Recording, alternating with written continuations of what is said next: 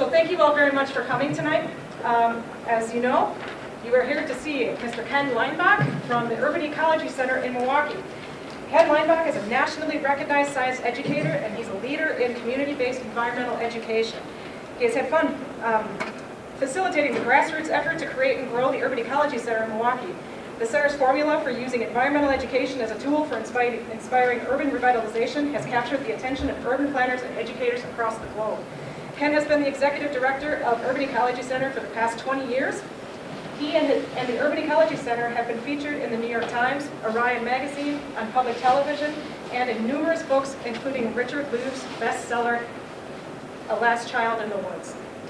Ken recently published his own book, Urban Ecology, A Natural Way to Transform Kids, Parks, Cities, and the World, which we do have for sale after the event. Ken has also has over 30 years of experience in developing and teaching community-based education programs, and is a founding member of the Academy for Systems Change, an international leadership program focused on global change. Ken lives and works in Milwaukee. He chooses not to have his own car, and he can be seen commuting to work by bike, on occasion, kayak. Without further ado, please welcome Ken Leinbach. There we go. So, some people see the world from a position of scarcity. And when you're feeling scarce, there's just never enough. There's never enough food. You're always complaining about this or that. The weather, oh my God, it's so cold. Other people see the world from a position of abundance.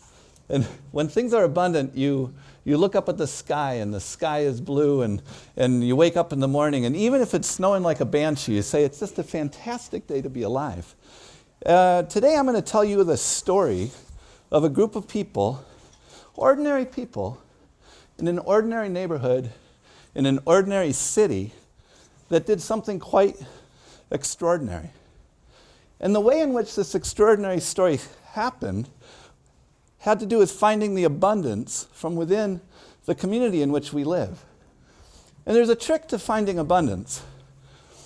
And that trick is you got to ask for help. Because when you ask for help, what you're actually doing is you're sharing with someone an opportunity to have purpose. Think about it. I need your help. When I say I need your help, I'm giving you a chance to have purpose, and there's nothing better than purpose, only if it's coming from an authentic place. And it just so happens that I had hip surgery just a little while ago, and if I fall off of this thing, it's going to be a real bad story. And I actually need some help, so I could use some volunteers. I got one. I'm going to need a number of volunteers. So hang on a sec. Okay, there's one. I need another one over here. I'm going to need like 3 or 4 more people, so please come up. Oh, and then see that bag right there? In that bag, there's 2 wood billets. I need one on each side of the tire.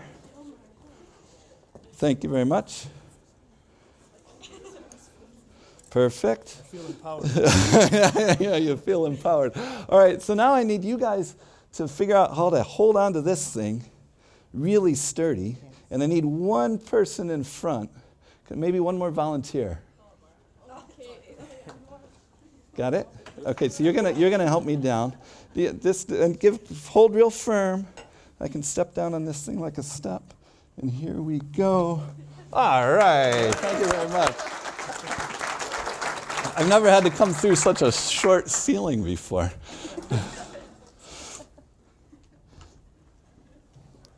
So my point, I hope you get the point instead of just the sort of weirdness of the unicycle, is that you got to ask for help. And the whole story I'm going to tell you about has to do with the abundance found within our community, both natural and human abundance. And that's where the cool thing goes on. But before we get going real big, what do you see? What does that say? Science, right? Ooh. It looks like science, but we made an assumption. We make a lot of assumptions. But it's actually something quite different. When I look at the world, I know that a lot of people are making assumptions. And I did back 30 years ago now, when I was doing my grad work, I was really interested in what was going on in the world. Let's just think about some of those assumptions. When you flip a switch, what do you expect? you assume the light's going to come on. When you turn on the faucet, what do you expect? Not only water, but what? Clean and drinkable water is going to come out of the faucet. Major assumption. And a lot of people, when you go to Kentucky Fried Chicken, what's your assumption? What are you going to eat? Chicken. I was down, where was I? I was in New York City working with some kids. And someone asked, where does the chicken come from? Where did they say? KFC. What does the chicken look like? They didn't even know. They knew what a chicken, like a piece of meat that's been deep fried, looked like. They didn't even know what a chicken was, right? When we go to Lake Michigan with the kids that we work with, there'll be a group of, out of 15 seventh graders who live in Milwaukee.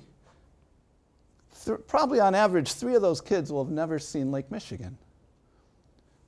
There's a lot of assumptions that we make in the world. There's a lot of experiences that we have in the world, and we just sort of jump to conclusions about what that world is. What do you think when they saw Lake Michigan, what do you think they said? The ocean. The ocean. What do you think they asked? First question. No, they didn't go there. Are there sharks? Are there sharks? Assumptions. We make a lot of assumptions. It so happens that, here's a little bit of my story. I'm a high school science teacher originally by training and experience. I was pretty good at it. And actually, I loved it. And I happened to have the opportunity when I was in Washington, D.C., working for a large public school district. The superintendent of schools knocked on my door and said, "Hey, Ken, we just landed a donation of 200 acres of land in the foothills of the Blue Ridge Mountains. We don't know what to do with it. We see that you grew up on a farm. We see that you worked for the National Park Service. We know you're really good with the kids. And what we're looking for is someone who can drive a tractor, build a trail, and work with kids. Are you interested?" I said, I am in. I am in. And it was great. It was fantastic. And so for 8 wonderful years, I got to know this piece of land like nobody else. Every single day I was taking kids on hikes, and every single day I'd get to see the dynamism of the land over the seasons. However, what happened is, this was 25, 30 years ago. Something like that. What happened is that while I was doing it, I got to know the land so well that I also got to see that the land as a whole was ailing. Because we'd collect these spotted salamanders, and a few of them wouldn't have limbs, and we'd be doing tree studies, and we'd notice the blemishes from what we learned to be the ozone and the acid rain. And then with the kudzu. Anybody ever experienced kudzu? Kudzu is the scourge of the invasive species down there. Oh my God, it just takes over, like a grapevine that just takes over everything, was there. And it was as a young man, sort of my introduction as a science teacher, not an ecology person really. It was my introduction to the fact that we had some issues going on in the world. So then life circumstances were such that I had an opportunity to do some grad work. It's like, what do I want to learn? I said, I want to learn about that because I'm worried about it. I'm worried about the ailing planet that I saw in this little microcosm of land that I got to know. And so then I started looking into it, and I started getting scared. And I started getting worried about the assumptions that we're making on this planet that nobody else, it seemed like, at the time, I seemed like I'm the only one who understands all this stuff because everybody else was just going on their normal life and didn't seem to be worried at all. And I'm sitting there sort of learning more and more and more and getting kind of panicked, actually. A few of you I gave you something. One at a time, if you would throw whatever that something is at me, but not all at once. Throw it at me, tell me what the card says that I gave you, and we're going to talk about it, and then the next person's going to do it. All right? So why don't you go first? Climate change. Oh, let's do another one. Everybody knows about climate change. We'll get to it. It's just not as fun at the beginning. Oceans. Who can tell me something to be scared about? By the way, I'm going to bring you really, really down. But I'm going to bring you up at the end. So hang with me. I know a few of you have to leave early. I'll make sure we get up before you leave. Who can tell me something that's a little bit scary about the oceans right now? Yes? There are parts of the ocean that are experiencing red tide, so that there's massive algae blooms and they're dying off at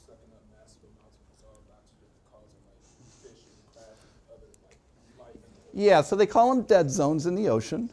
And the dead zones is where the oxygen has been depleted to such a degree that the creatures in the bottom of the, well, anything living, anybody swimming in there can't live. And if you can swim, it's all right, because then you can just swim out. Hold your breath and swim out. You don't hold your breath, but you know what I mean. But if you're a mussel or a clam or a crab that can't move really fast, you get caught in that thing. And you die, and then the decomposition of you dying actually exacerbates the problem. 9,000 square miles of the ocean right now. 9,000 square miles. It's bigger than New Jersey is in the dead zone category. That's a lot. And that's all due to human activity. You can quibble about climate change and all, but you really can't quibble about this one, right? So that's a worry.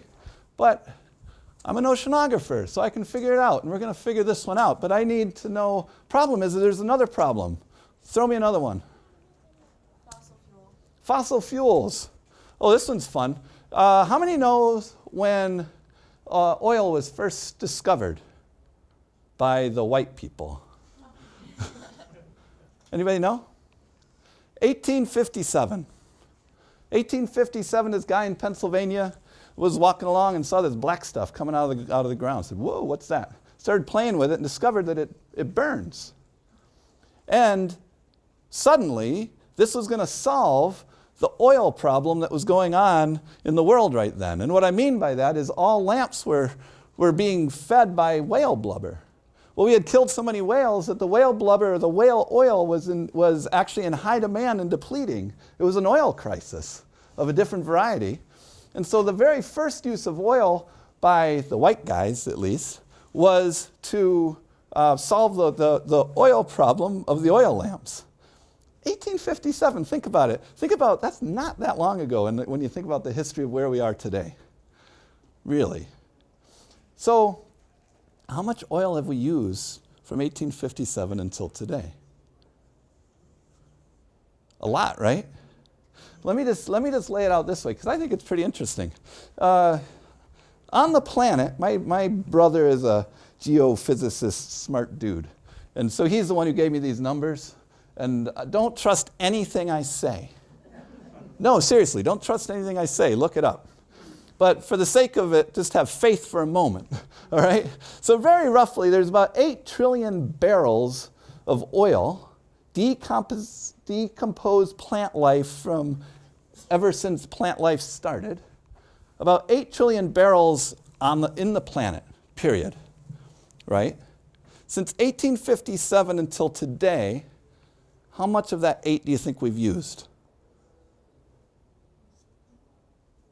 Interestingly enough, 1. You're thinking, whoa, what's this oil crisis about? Well, here's the problem. The easy oil just sort of pops up out of the ground. The hard oil is really impossible to get. It's all tied up with rocks and everything else like that. Even with the current technology of what we've been able to do with tar sands and all this stuff, it's impossible to get. So that eliminates half of the oil. All right? So that's it. So the very easiest oil to get out of the ground is gone. In the next 25 years, we're going to use that same amount that we used since 1857, right? In the next 25 years. But that's also easy-ish oil to get. This last remaining oil that we think we can get is really, really expensive and really, really difficult to get. It's the stuff that's way down deep in the ocean. We've already seen what that happens. So when we talk about the oil crisis, it's not that we don't have a lot of oil in the world. It's that it's never coming back. Fossil fuel means it's never coming back. It's there. Once it's gone, it's gone. And within the next 25 years, all the easy oil is gone. It's like, oh, so when I'm looking at the gas prices going down and down and down, I'm thinking, whoa, we are just moving in the wrong direction. And you can look at me and say I'm crazy, but I don't think I am.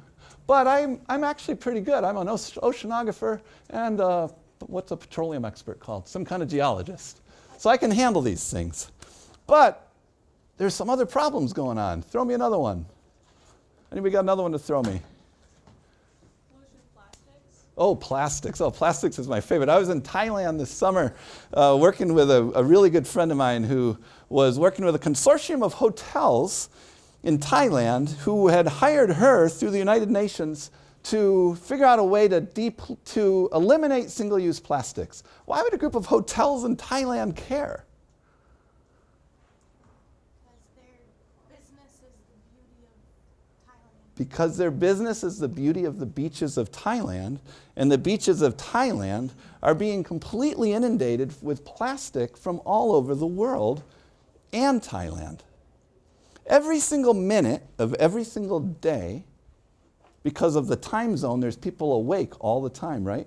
Every single minute and every single day, 1 million plastic bags being used once are being distributed to you and me. Every single minute of every single day, 1 million water bottles, single-use plastics, are being distributed, used once, tossed away. Less than 10% of those get recycled, and they can't be recycled into plastic bottles again. So, big deal. Well, here's the big deal. That plastic, we're producing it so much right now. They turn into microplastics and they never disappear. They don't disappear. Look it up. You're going to quibble with me and you're going to say, wait a minute, what about this high intensity heat systems that we can use to burn that plastic? Yes, that's true. So we can make it disappear. Do you know where any of those places exist? I don't. So we've got a problem that we don't even know, and we're doing it every single day. But guess what? I'm pretty good. I can handle this. I can do, so 3 problems, we can handle 3 problems. What's another one? Throw me another one. Fresh water. Ooh, this one's near and dear to my heart. I live on Lake Michigan. I don't live on Lake Michigan. I live on a city that lives on Lake Michigan. And how many of you have been to Lake Michigan before? Well, the nice thing about Lake Michigan is we have laws in place right now that make sure that that drinking water, that huge body of fresh water, stays with us. That's really important because the whole breadbasket of America, Kansas, Oklahoma, Iowa, some of you might even be from some Nebraska, right? That whole area is being fed with water from where? Anybody know that? I see some nods. Do you remember the name of the aquifer? The Oglala Aquifer, right? The Oglala Aquifer is a huge, think of it like a huge ocean under the ground, right? And we pop a hole in the ground and we can bring that water up. It's just a well. But it's a big body of water, and it's irrigating, it's allowing us to have all that breadbasket because of the irrigation. The problem is that's called fossil water. What does that mean? Just extrapolating from fossil fuels, what do you think that means? Yeah, it's thousands of years old, and it's not getting replenished. So it's ancient water that when you use it up, it's not getting replenished. Quibble with me, look it up. There's a little percentage of it that's getting replenished up kind of over by Colorado, and it trickles down really slow. So yes, it's getting replenished, but it's really slow. And the speed at which we're irrigating, there's no way it can keep up. 25 years, the Oglala Aquifer is going to be dried up at current consumption. Ooh. So where are they going to get the water to irrigate? You got this huge body of water sitting right next door called Lake Michigan. Oh, but it's protected, no problem.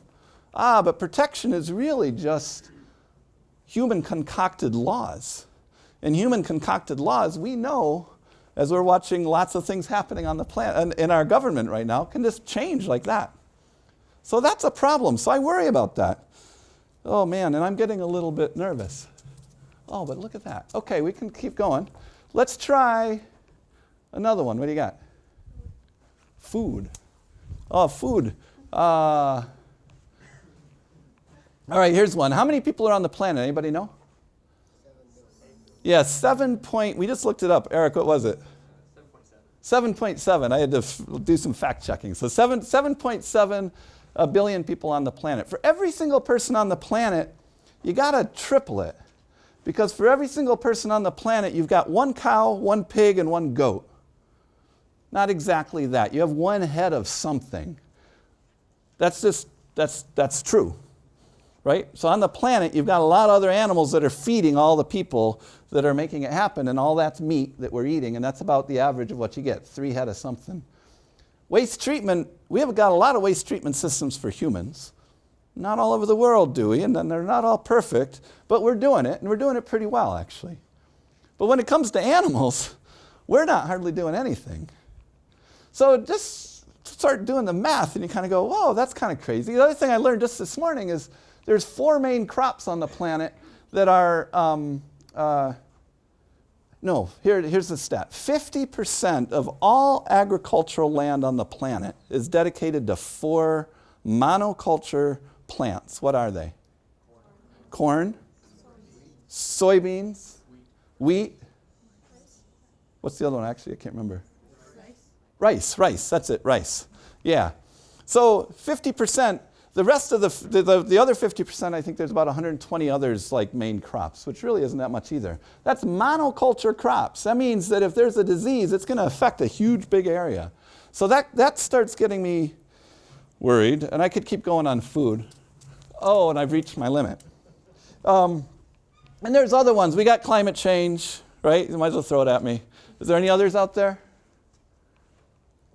So climate change, I think you guys know about it. That seems like it's so in the news, people know about it. But I think here's one little detail that's worth noting. In the Amazon rainforest, that whole region of the world supporting, many, many, many millions of people, where's that water coming from? It's coming from glaciers that are up in the Andes Mountains. Those glaciers, the largest, the I wrote it down.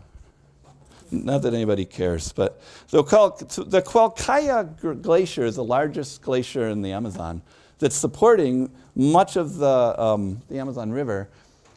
It's going to be gone in the next 20 to 25 years. Go to Glacier National Park soon, because there aren't going to be many glaciers left. So people say, oh, there's no such thing as global warming and there's no such thing as climate change. Actually, just for kicks, how many of you believe in climate change? Climate change isn't a belief system, sorry. I'm sorry, yeah. But climate change is real.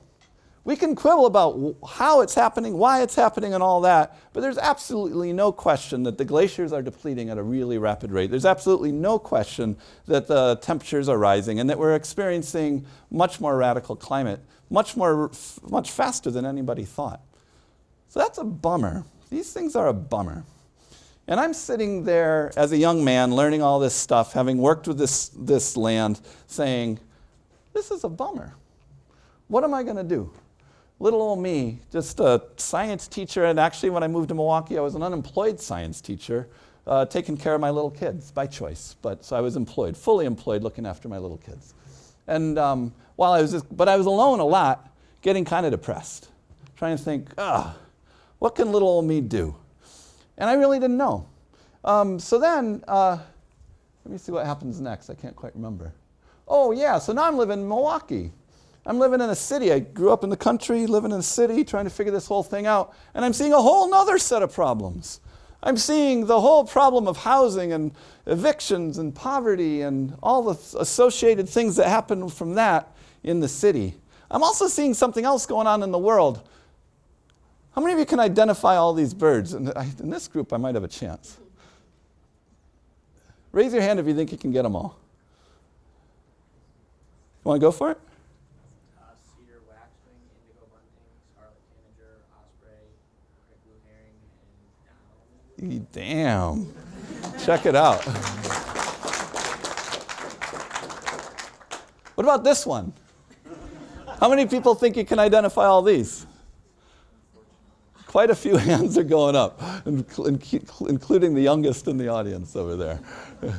So, so this is the problem of ecological literacy, is what is it that we're actually spending our time focused on and learning? And what we're learning is technological literacy, which is actually not solving the big, massive problems that we have on the planet.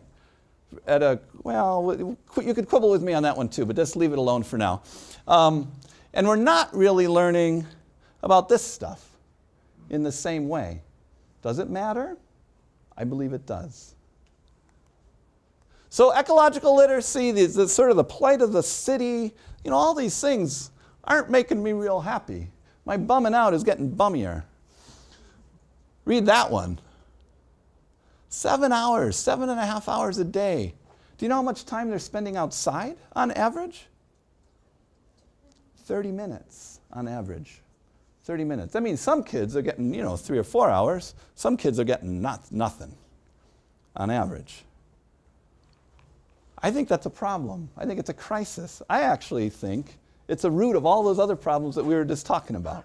That's my belief, and that's what I'm good at, and so that's what I decided to dedicate my life to. So that's really just a setup for the story. Oh, I forgot all about this problem. Here's another one from the same cause. Check this out. I'm going to go through this fast. 1985, 10 to 14%. Just look at the color of the map. 1995, 2001. Remember where we started with the light blue. Now we're all the way up to hitting into the 25%. 2008, these are obesity rates from the health department, or the Center for Disease Control and Prevention. I think this is my last one. Yeah, I got this from the founder, the CEO of Trek Bicycles, because he was doing a presentation for Congress, and he was using this data, and he shared these slides with me because I thought it was so profound. I think there's an answer to all of this stuff right here. Right here. And so as I'm getting bummed out, and I'm reading, but I'm also doing research, I stumbled on a body of research that I found very, very interesting. It's called Significant Life Experience Research, and it was presented by this woman named Louise Chawla, who's now at the University of Colorado. She was in Kentucky at the time. I read this little article in this obscure periodical, and it changed my life. I thought, oh my God, she's got it. She didn't have it. She was just compiling research. What the research question is, why is it that some people care about the environment and others don't? And not only do they care about it, but they actually care about it based on their behavior, not just based on their words. Right? So what do you think the answer is to that? Why is it that some people care about the environment and some people don't? Not as a judgment, but as a research question. Right? Did you have a hand? Their connection with it, how they were brought up. Okay, how you were brought up does have an impact. But let's get a little more specific. Brought up doing what? Accessibility to green space, or accessibility to the outside. If you grow up, a kid who grows up with consistent contact, this is what the research says, consistent contact to natural land from an early age.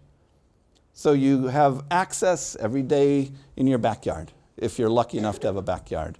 You have access on a consistent basis to your park that's nearby if you're in an apartment, right?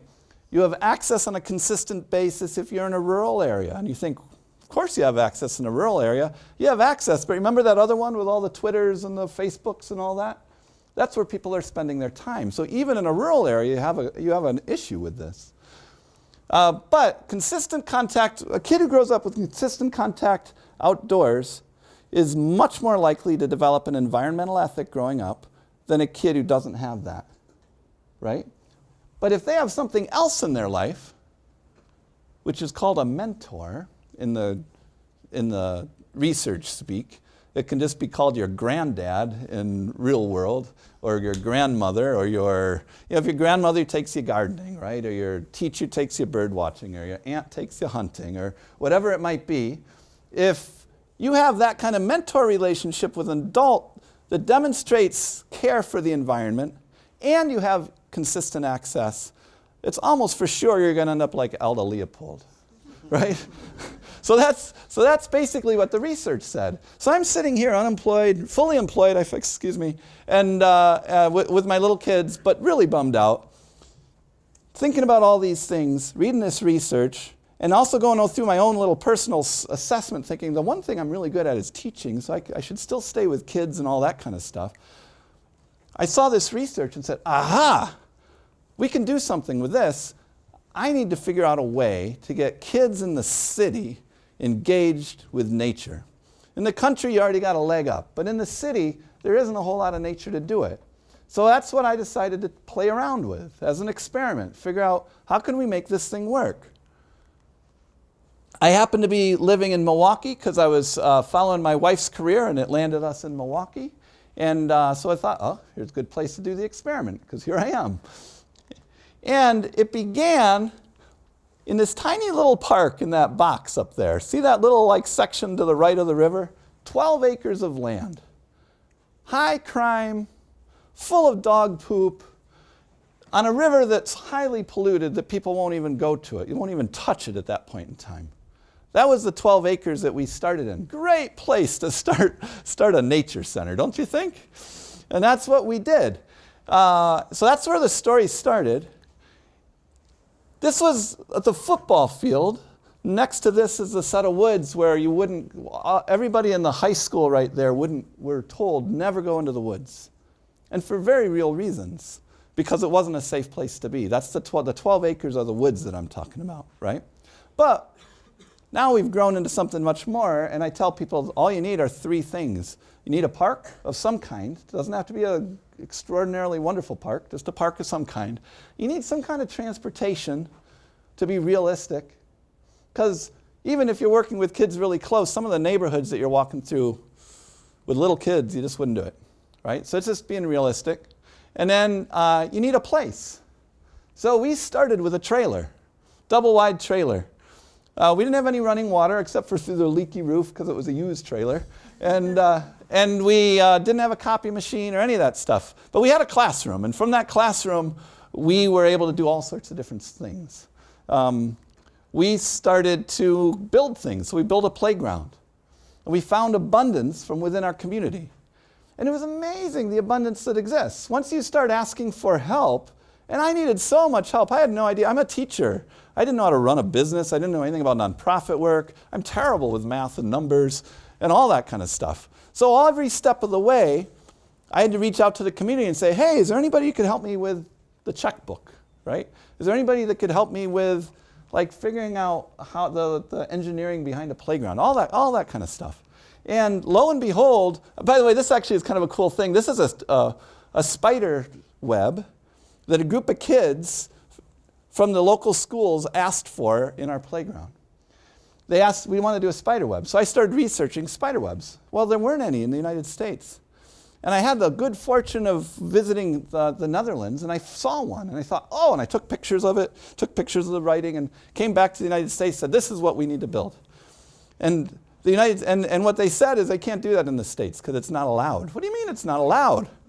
How can it not be allowed? Well, it's not allowed because it turns out there's 3 main playground companies that have a monopoly in the United States, and they write the rules, and they don't have the playgrounds, they don't have this on their thing, and they say it's not safe.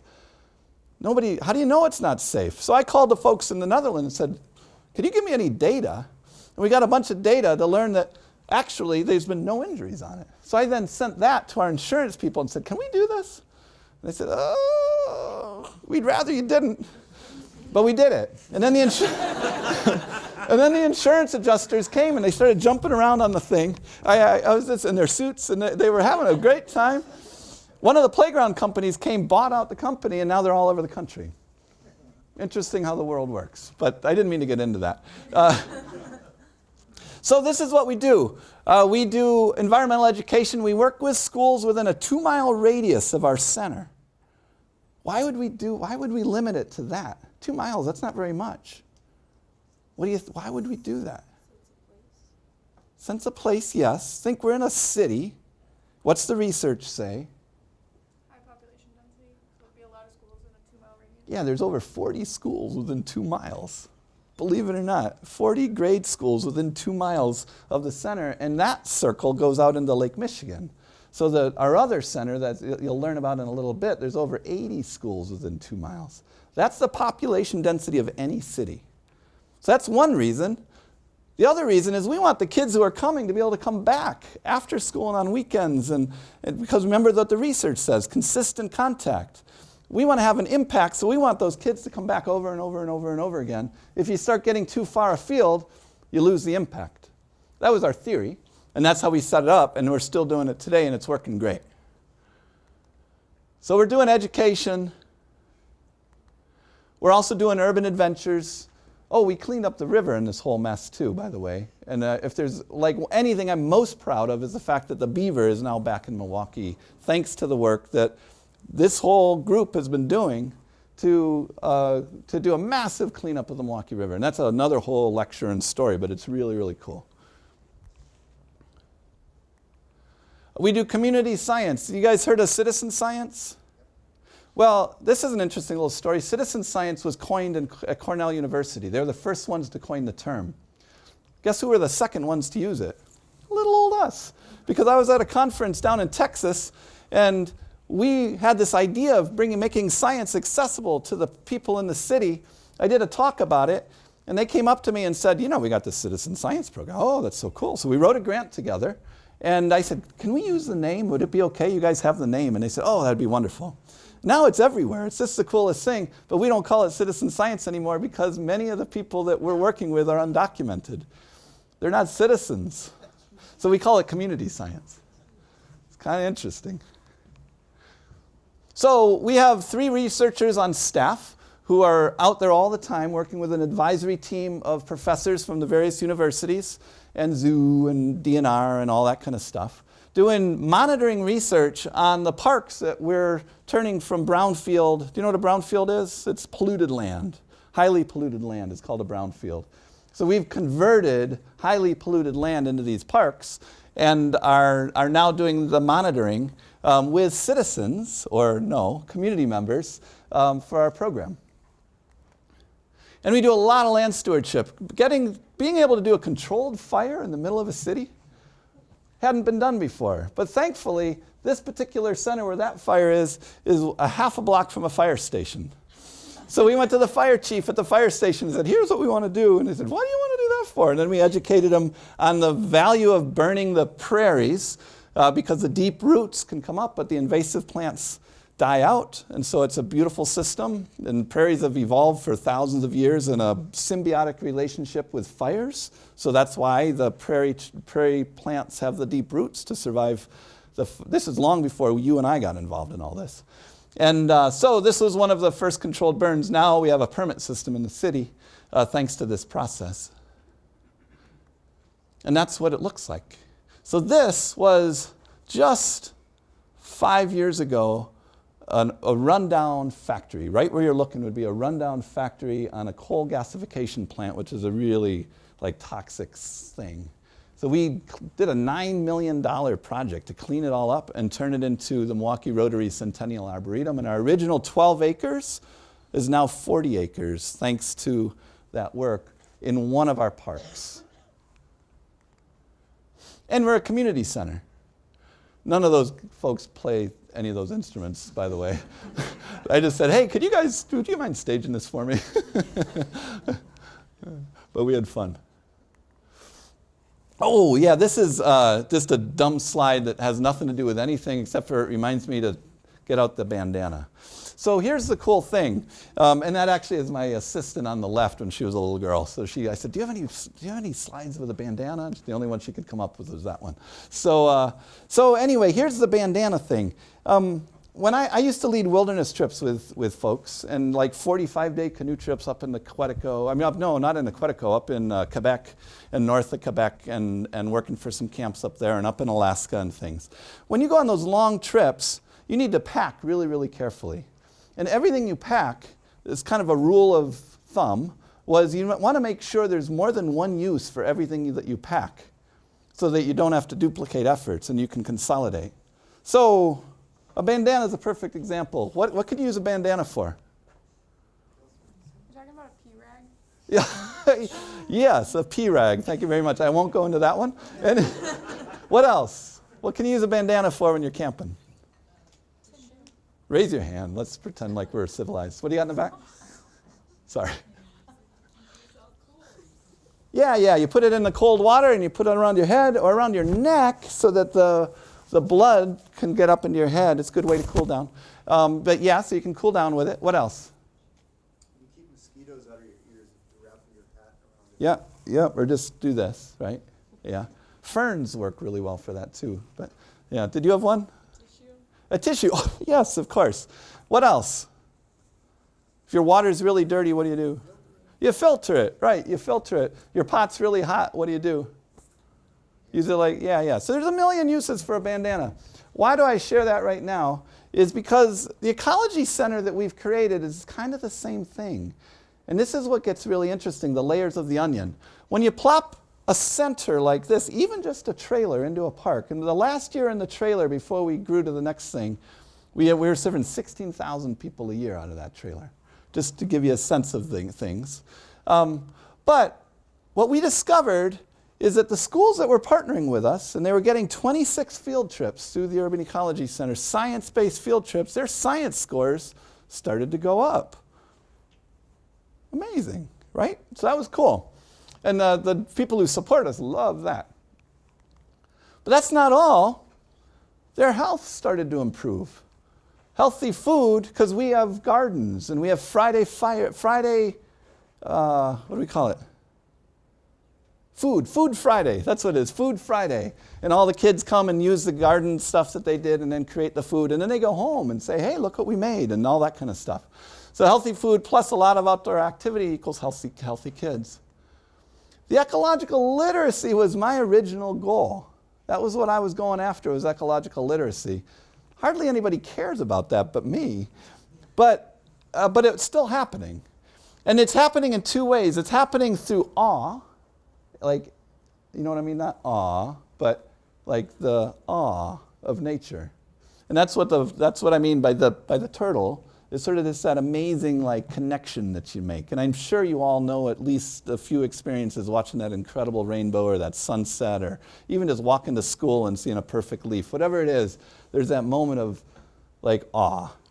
But then there's also ecological literacy in the more formalized sense of actually learning. These guys are at the University of Minnesota as young kids presenting at a conference. It was just real beautiful. And one of them has grown up and is going to Cornell University now. So it's just a really neat thing. Crime goes down. Why would crime go down?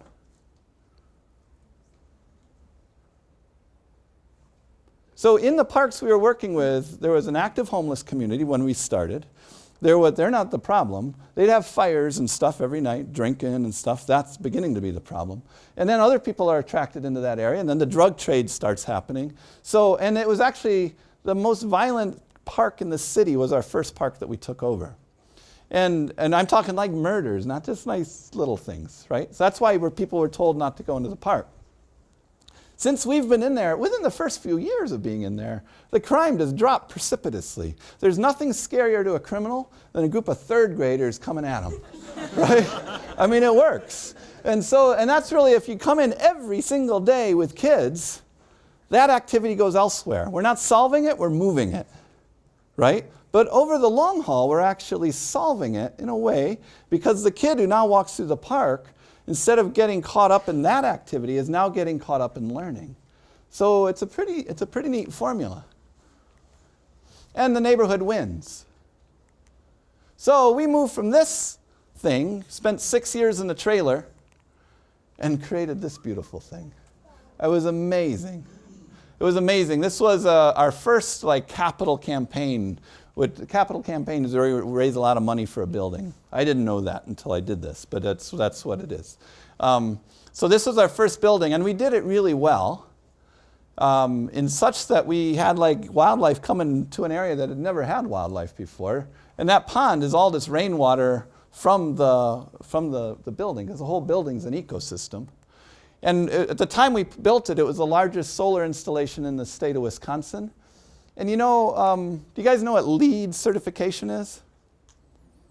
This is not a LEED certified building, because it was going to cost, LEED certification is Leadership in Energy, Environment, Design. Did I get it right? Okay. Leadership, Environment, Energy, Design. It's a really wonderful system. But it didn't make sense for us to use it because it wasn't going to bring us any more resources, and we were already bought in. And it was going to cost us money to get it done. And the only reason to do it was our ego. So guess who's the only one who wanted to do it? Me, because of my ego. And I quickly got talked out of it. It's like, oh, okay, I can handle this, right? Because it was going to cost us probably $200,000 more to do the LEED certification just because of all the paperwork and everything else. But there's an interesting thing. We discovered when you build a building, and I know there's some maybe architects in here, so that's why I'm throwing this one in there. When you build a building is just 1 million decision points. That's what it is. It's 1 million decision points. And how you make those decisions makes the difference to the outcome of the building, right? Took us a while to figure this out because everybody was throwing those decisions at me as a director, and I've never built a building. I built a chicken coop like a long time ago, but I never really built a building. So I had to figure this out. I said, this isn't working because I don't know how to answer these questions. What we need is a set of lenses so anybody can make these decisions. So we came up with 6 lenses. Is it economically sound? Is this decision economically sound? Does it match our community goals? Is it environmentally sound? But instead of saying environmentally sound, we said, would the the black-crowned night heron that's nesting on the restored Milwaukee River, if it had a voice, would it agree with this decision? We didn't need LEED because we had that question. That's all you need is one question, and you're going to have a LEED certified building. That we threw another one in there is if your great-great-great-grandkids, 7 generations out, had a voice at the table, would they approve of this decision? Do you get it? So we have beautiful wood inside, no coating. You don't need varnish. You don't need paint. Because when it decomposes, those are chemicals that get into the environment. It's like, who told us we need to varnish this wood? We just do it because we're told, not because you actually need it. And that's because we had these lenses. We had another one my favorite lens is it cool? That was our 6th lens. Is it cool? And there's all sorts of cool things within our buildings, like the teepee. But meanwhile, we're still doing the same program. We're just doing it with a whole lot more kids. So if it works, replicate. So we did. So now we're doing another whole center in Washington Park, serving another whole gaggle of kids. And if that works, and it was working well,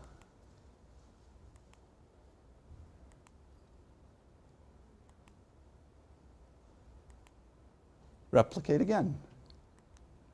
So this was an old tavern that we actually talked the DNR into buying because it was part of the Hank Aaron Trail. They needed bathrooms. They had $400,000 in a budget to build bathrooms that nobody was going to go into because they were going to get, if they opened up the doors with nobody there, they'd turn into like a crack house or something like that. This was our experience. So we convinced them and said, that's wasted money. Why don't you buy this tavern for $150,000, sell it to us for $1, we'll do a capital campaign and turn it into this. And they bought it. They bought it, both the Align and the building. It worked. And we created this center here in the Menominee Valley. So now we have 3 of them scattered around the city, serving the city well. And now we're serving like 200,000 visitors a year coming through the program. Still doing the same program, just in fancier digs. So here's what we do. We connect people to the land. Lots and lots of people. We connect people to water. Lots of water. And we improve vital urban habitat. Those are the main things that we do at the Urban Ecology Center.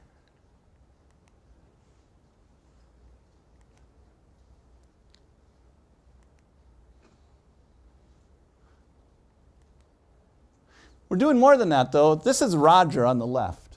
This is Roger when he was in 5th grade. This is Roger today, working for us. So we're creating jobs. We're creating opportunities. We're offering opportunities for people who would never know this. Because the kids, remember, hardly ever get the experiences that you guys grow up with on a regular, that you just know deep in your heart. They don't even get that experience. But that's something that's happening now. And our mentorship is growing too. Hank Aaron, anybody know who Hank Aaron is? Some of the older guys. Who is he? He was a famous baseball player for the Milwaukee Braves. Yeah, so he hit more home runs legally than anyone else than anyone else on the planet. Still alive. My highlight of my career was hanging out with this guy and building the Hank Aaron State Trail with him as part of what the Urban Ecology Center made happen. And this is the building of the trail. Thanks for coming, guys. Did I lift you up by the end, maybe? I hope. So this is the mayor of Milwaukee. So our mentoring, so it's Mayor Barrett. And so now we're actually significant in the city in the terms of the environmental work that we're getting done. This is the mayor of Columbus, Ohio, Mayor Coleman, who flew up in a private jet sponsored by some corporation in Columbus, Ohio, with 30 other people to spend a day at the Urban Ecology Center. Why? Because they saw the crime statistics. Said, whoa, how did that happen? That's why they came up. They didn't care about ecological literacy. They cared about crime. We don't care, as long as they do it. And so now the Grange Insurance Audubon Center in Columbus, Ohio is a takeoff from what we did here in Milwaukee. And a lot more people have gotten involved with us over time. It's been pretty extraordinary. Like, more than pretty extraordinary. It's been, like, frickin' amazing. Now, we have interests from all over the world. We had a group from, we did a, and then I wrote a book. Oh yeah, I wrote a book. So it's for sale. I highly recommend it, because I wrote it, of course. No, but if you're planning on if you're trying to figure out what you're going to do, and you're thinking about anything where you might need to raise money, there's one chapter, which is just my 20 years experience starting from nothing and figuring out how to raise money, that's worth gold and worth buying the book just for that chapter alone. There's other pieces in it that's pretty good too. But if you're thinking about, someday I might need to raise money, get the book. But the reason I wrote the book was because a donor said, you need to write a book, gave us some money, and said, because this story needs to get out there to other places. And because we had people from all over the world asking. So now we're doing the Urban Ecology Center Institute. This is our first 5-day intensive we did this past summer. We had 4 different countries represented, 10 different cities, 24 people, and it was maxed out. From as far away as Tiberias, Israel, Medellin, Colombia, and then like a bunch of other places, but including like Atlanta and Denver and St. Louis and places like that. And we're doing this now on a regular basis. So this was that. But at the end of the day, what I want to leave you with is this, and these are the action items for you. Consider the environment with every decision you make. That's the definition of environmental literacy. We do it with money all the time. Every decision you make, you've got an economic lens, right? Am I going to go to this college? Whew, no way, too expensive. Am I going to buy this tomato? No way, too expensive. Oh yes, cheap, right? We have that lens all the time. Make the environment as high on your agenda as that. That's my request. My second request is make sure you grab a kid and get him outside. Maybe it's a nephew, maybe it's a son, maybe it's a daughter, maybe it's a neighbor. Doesn't matter what it is. But make it happen. They're not going to. You have to make it happen, right? Even if you don't have one, there's going to be somebody nearby. And get them outside. It's really, really important work. Because at the end of the day, when we heal the land heals us. And it's kind of fun to do the impossible. So thank you very much.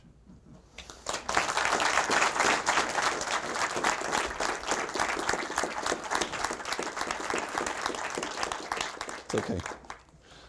Anybody got any questions? Anything anybody want to know? I was just going to jump in here really quick to say we'll have 5 minutes for questions, and then we're going to have Ken and everybody move out into the lobby for the reception. So, thank you. Yes, sir. What was the initial launch that got you the land and the trailer? Like, how did you go about acquiring that? Yeah. Actually, that's interesting. The trailer, it's a little complicated, which is why I didn't get into it, because it's sort of complicated. I actually didn't get the trailer there. I had this idea, and I was looking for a place to do it. And some other folks from this neighborhood had said, we want to save these trees in the park, and had put the trailer there. But it was about to fold. I mean, the nonprofit was all volunteer run, and they didn't have any resources and stuff. So I came in with energy and said, I have this vision that I'm looking for a place. So it all sort of just fell into place, is the answer to that. The sort of funnier answer, which is also true, is that the trailer was highly illegal. It's not zoned. I mean, we were siphoning electricity from a local high school. I mean, it was really questionable. And we had to figure all that out in the beginning. And there's this whole thing about asking for forgiveness versus asking for permission in the book. When you got to know when to do which. But good question. Anybody else? Yes? How did you get buy-in from other people that you were working with? And I'm thinking about in the early years in particular, before you were doing the impossible. A lot of it was just dogged persistence, honestly. Like working with urban schools, most people wouldn't do what we do. And because there's so much chaos and so much stress in these schools. You call the principal, if they don't call you back, well, they're not going to call you back, right? So then you call them again and they don't call you back. And you call them again and you don't call them back. Most people stop after 3 or 4 calls. We go to 10, and then if they don't answer, we go sit in their office. And I mean that. I'm not saying that by a joke. It's true. And it's not because they're horrible people or anything. They're just in a really tough spot. And we know it, so we work with them. So some of it is dogged persistence. Some of it is just like hope. Like when we started the program, I promised a program before we had any money. So I went to the school and said, oh yeah, here's what we're going to do. We're going to bring these kids in, da-da-da-da-da. And they would say, oh, that's great. Yeah, we can be your guinea pig. Oh, how much? And it only costs, and then I had to say, $3,000. It's going to cost you $3,000. And they bid on it. It's like, oh, thank goodness.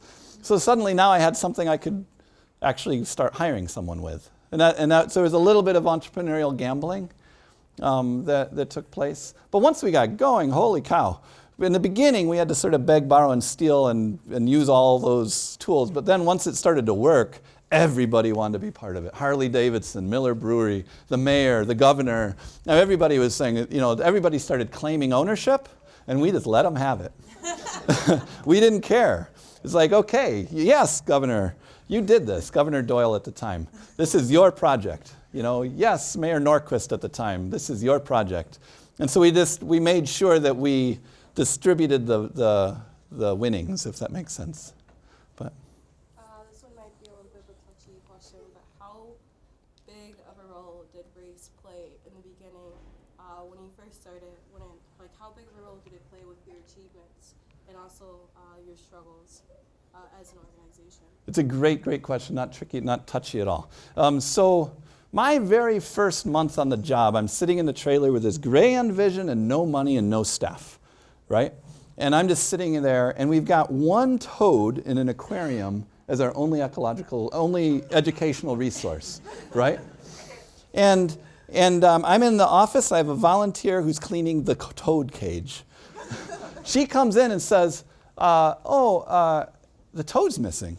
I said, how could the toad be missing? We only have one toad. Well, I took it out to clean the cage, and then I put it back, and I can't find it. And I said, we walk out there, and I see these 2 young men, African-American young men, who are sitting there outside looking at something on the ground. I said, there's our toad, right? So I walk out as if I'm pretending to find a contact lens and say, and they've already taken the toad and shoved it under the bush, right? And I'm aware of this. I'm kind of seeing this, but they don't know what I'm aware of. And so I say, you guys haven't seen a toad, have you? Because we were cleaning our cage and we seem to be missing a toad. And the kid, there's Paul and Daryl were their names. I don't know why I remember that, but I do know actually. But so Paul said there wouldn't be a reward for this, would there? And I said, maybe, something like that. And they immediately showed me the toad. That developed a relationship. This is going to get somewhere. So then I start talking with Paul and Daryl. And Paul and Daryl were 2 kids really without parents living in this environment, right?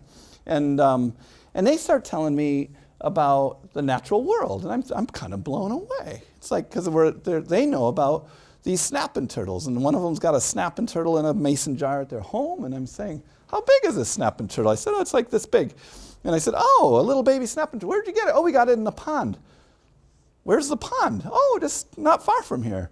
Well, I've explored this whole area back and forth, and there's no pond. And I'm thinking, I got to find this pond. So I said, could you show it to me? Well, they immediately start running. I said, wait, I got to grab a net and some jars and all that stuff.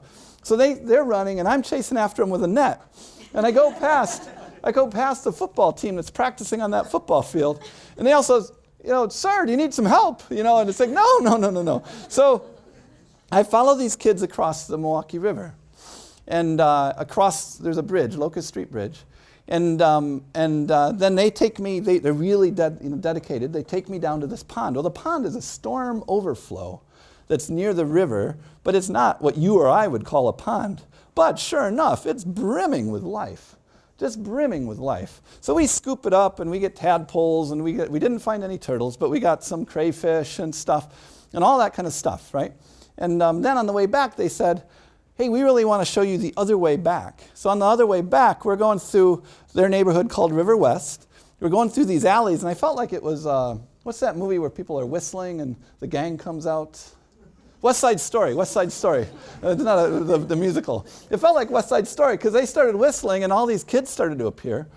And then, so here I am, this, clunky kind of white guy with a net and all these little animals. And probably about 10 or a dozen folks, not all African Americans, some Latino. I don't think there was a white kid in the bunch, right?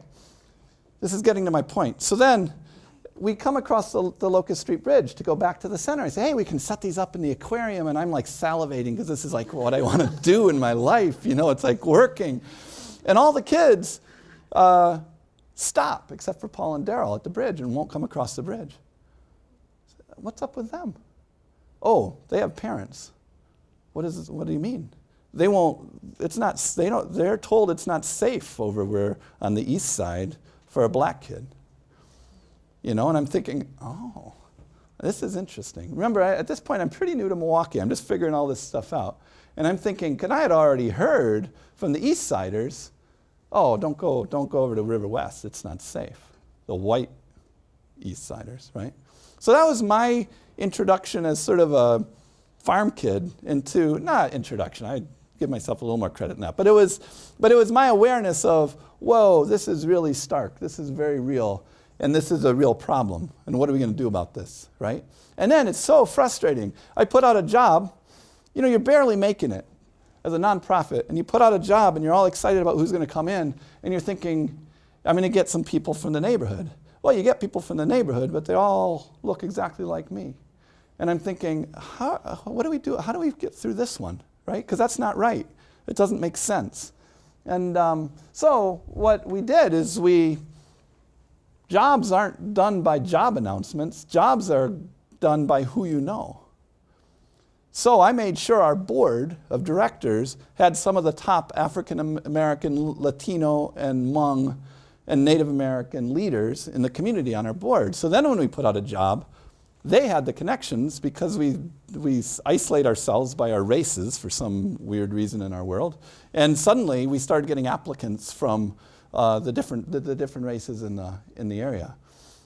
Are we doing as well as I'd like us to be? No. But I am pretty proud. Our Menominee Valley branch is all bilingual because it's in the Latino community. And our African American branch, our Washington Park branch is led by an African American leader from the community. So there were, it's getting there. But race is a really big issue in Milwaukee. It's a really big issue in society, and it's not immune here. A lot of people say to me, "Oh, black people don't like the environment." It's like, oh my God, it's just such a dumb statement to say because it's just not true at all. But that's a perception out there. And it's a perception, look at our room right here, right? How's it feel? Lonely, huh? I don't know.